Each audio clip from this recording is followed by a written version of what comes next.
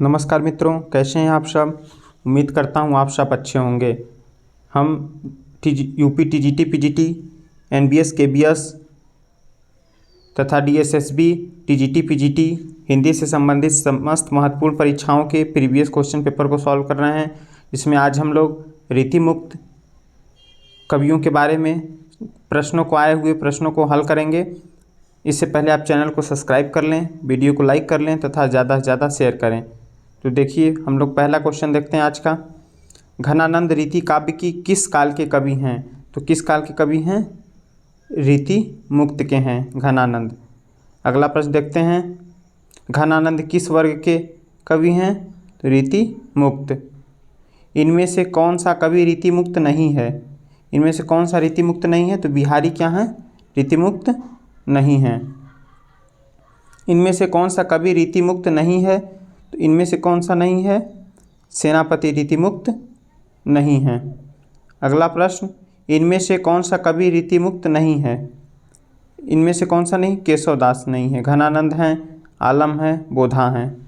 अगला प्रश्न देखते हैं हम लोग, यह निसंकोच कहा जा सकता है कि भाषा पर जैसा अचूक अधिकार इनका था वैसा और किसी कवि का नहीं। रामचंद्र शुक्ल का यह कथन किस कवि के संबंध में है?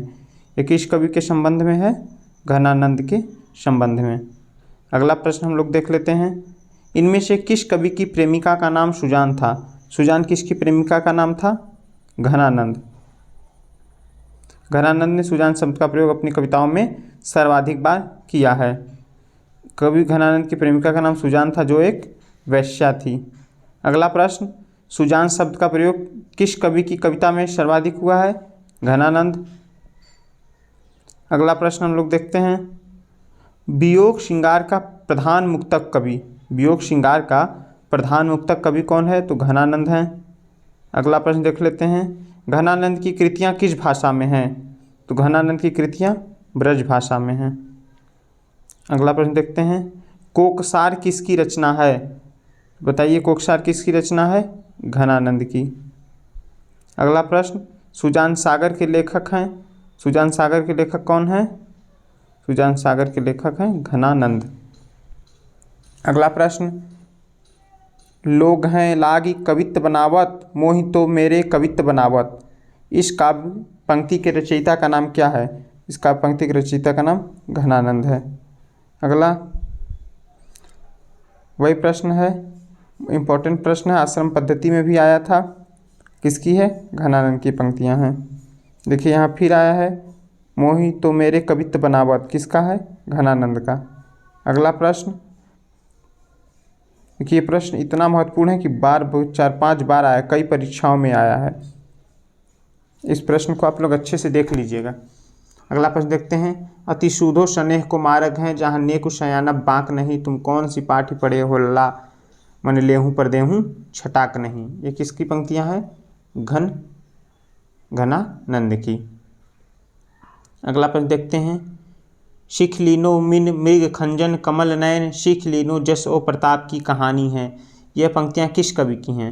ये पंक्तियाँ किस कवि की हैं? ठाकुर की हैं। इनमें से रीतिकाल का कौन सा कवि अपने प्रकृति चित्रण के लिए विख्यात है? प्रकृति चित्रण के लिए कौन विख्यात है? सेनापति। कवि रत्नाकर के रचनाकार हैं, कवित्त रत्नाकर के सेनापति हैं। अगला प्रश्न देखते हैं हम लोग,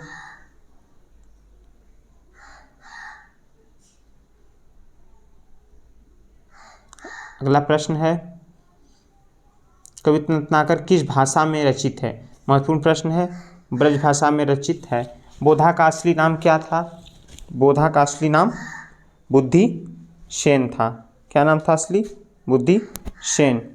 अगला प्रश्न देखते हैं, सुजान चरित्र के रचयिता कौन है? सुजान चरित्र के रचयिता कौन है? सूदन।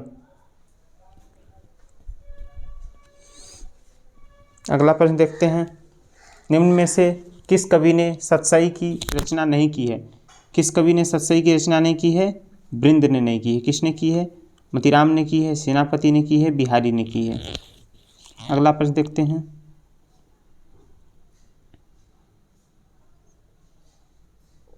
बार बार स्क्रॉल हो जा रहा है।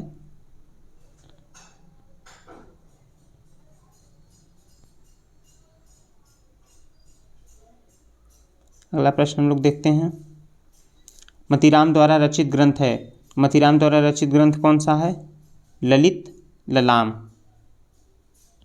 अगला प्रश्न अब हम लोग रीति सिद्ध देखते हैं। रीति सिद्ध कवियों के बारे में कौन कौन से महत्वपूर्ण प्रश्न है।